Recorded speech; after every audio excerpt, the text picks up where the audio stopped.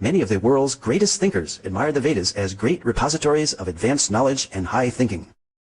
Arthur Schopenhauer, the famed German philosopher and writer, wrote that I encounter in the Vedas deep, original, lofty thoughts, suffused with a high and holy seriousness.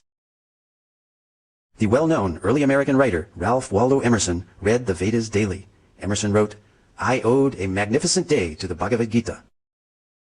Henry David Thoreau said, in the morning I bathe my intellect in the stupendous philosophy of the Bhagavad Gita, in comparison with which our modern world and its literature seems puny and trivial.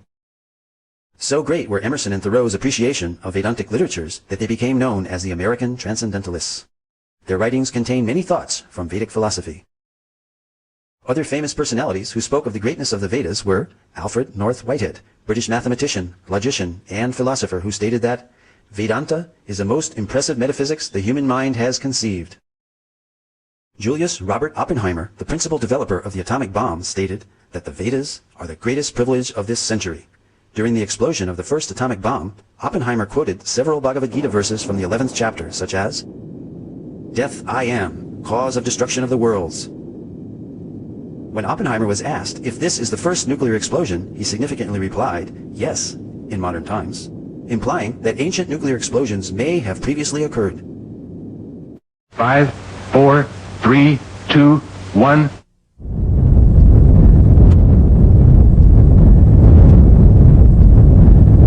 In the dead silence of the morning, at 5:29:45 Mountain War time, the Jornada del Muerto was bathed in an intense flash of a light that man had only seen from the stars.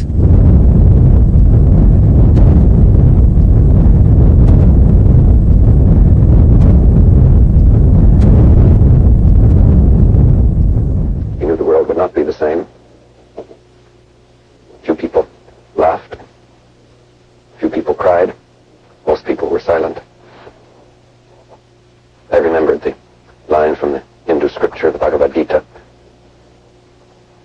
Vishnu is trying to persuade the prince that he should do his duty, and to impress him takes on his multi-armed form and says, now I am become death, the destroyer of worlds. I suppose we all thought that one way or another. Lin Yutang, Chinese scholar and author, wrote, India was China's teacher in trigonometry, quadratic equations, grammar, phonetics, and so forth. Francis Voltaire stated, everything has come down to us from the banks of the Ganges. From these statements we see that many renowned intellectuals believed that the origin of scientific thought was the Vedas. The Vedic literatures contain descriptions of advanced scientific techniques, sometimes even more sophisticated than those used in our modern technological world.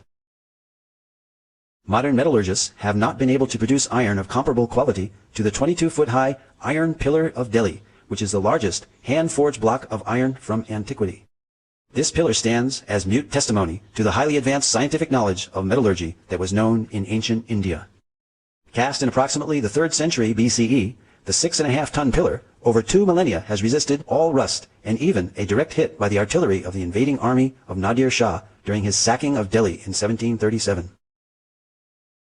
Vedic cosmology is yet another ancient Vedic science which can be confirmed by modern scientific findings, and this is acknowledged by well-known scientists and authors such as Carl Sagan and Count Maurice Maeterlinck, who recognized that the cosmology of the Vedas closely parallels modern scientific findings. Carl Sagan stated, Vedic cosmology is the only one in which the time scales correspond to those of modern scientific cosmology. Nobel laureate Count Maurice Maeterlinck wrote of a cosmogony which no European conception has ever surpassed. French astronomer Jean-Claude Bailly corroborated the antiquity and accuracy of the Vedic astronomical measurements as more ancient than those of the Greeks or Egyptians, and that the movements of the stars calculated 4,500 years ago does not differ by a minute from the tables of today. The 90-foot-tall astronomical instrument known as Samrat Yantra, built by the learned king Suai Jai Singh of Jaipur, measures time to within 2 seconds per day. Cosmology and other scientific accomplishments of ancient India spread to other countries along with mercantile and cultural exchanges. There are almost 100 references in the Rig Veda alone to the ocean and maritime activity. This is confirmed by Indian historian R.C. Majumdar, who stated that the people of the Indus-Saraswat civilization engaged in trade with Suma and centers of culture in Western Asia and Crete.